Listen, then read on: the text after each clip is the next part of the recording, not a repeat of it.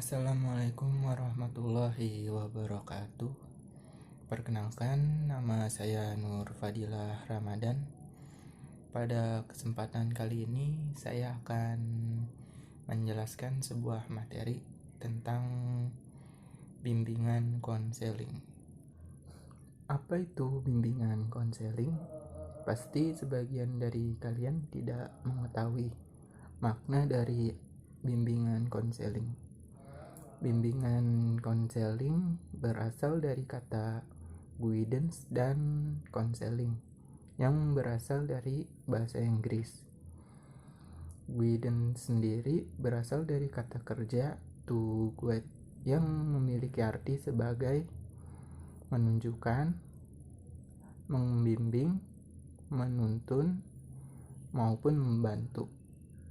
Sesuai dengan istilahnya, maka bimbingan dapat diartikan secara umum sebagai bantuan serta tuntutan. Namun, tidak semua bantuan maupun tuntutan dapat diartikan sebagai bimbingan. Lalu, kepada siapa bimbingan itu berhak diberikan? Bimbingan dapat diberikan oleh seorang ahli di bidangnya kepada orang yang membutuhkan bimbingan. Dan bimbingan juga dapat diartikan sebagai upaya pemberian bantuan kepada peserta didik dalam rangka mencapai perkembangan yang optimal. Bimbingan dapat diberikan kepada seorang individu maupun sekumpulan individu. Ini berarti bahwa bimbingan dapat diberikan secara individual maupun secara kelompok. Bimbingan diberikan kepada siapa saja yang membutuhkan, tanpa memandang umur maupun jenis kelamin, baik dari anak-anak sampai orang tua ataupun laki-laki maupun wanita.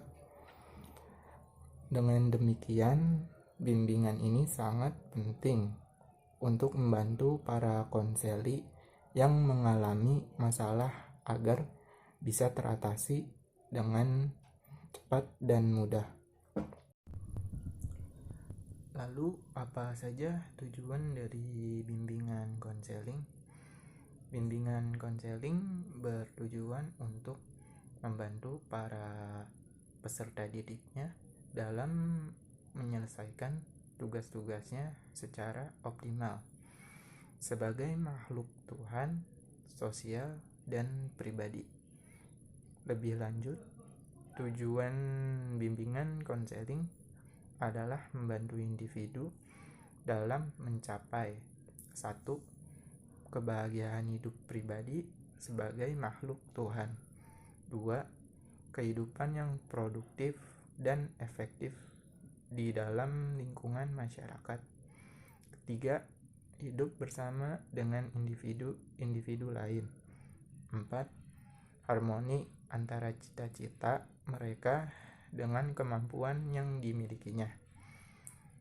Untuk mencapai tujuan tersebut, mereka harus mendapatkan kesempatan untuk 1.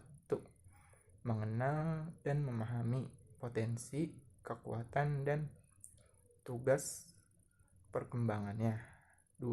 Mengenal dan memahami peluang yang ada di sekitarnya. 3. Mengenal dan menentukan tujuannya serta pencapaian. 4. Memahami dan mengatasi kesulitan. 5. Menyesuaikan diri dengan keadaan serta tuntutan.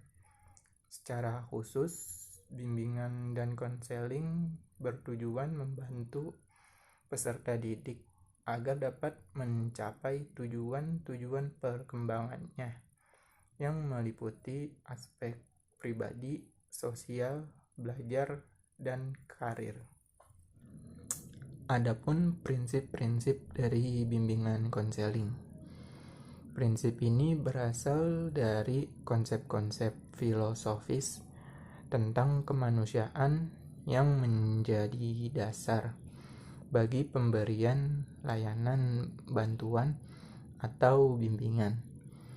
Menurut beberapa para ahli seperti Prayitno dan Amti, ada 4 prinsip, yaitu 1.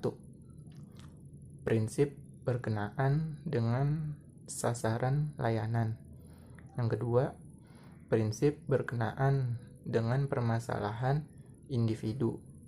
Yang ketiga, prinsip yang berkenaan dengan program layanan. Dan terakhir, prinsip berkenaan dengan tujuan dan pelaksanaan layanan. Adapun asas dalam bimbingan konseling. Layanan bimbingan konseling adalah pekerjaan profesional sesuai dengan makna uraian tentang pemahaman, pelanggaran, dan penyikapan konselor terhadap kasus pekerjaan profesional. Itu harus dilakukan dengan mengikuti kaidah yang menjamin efisien dan efektivitas proses dan lainnya. Kaidah tersebut didasarkan atas tuntutan keilmuan layanan di satu segi dan tuntutan optimalisasi proses penyelenggaraan layanan di segi lain.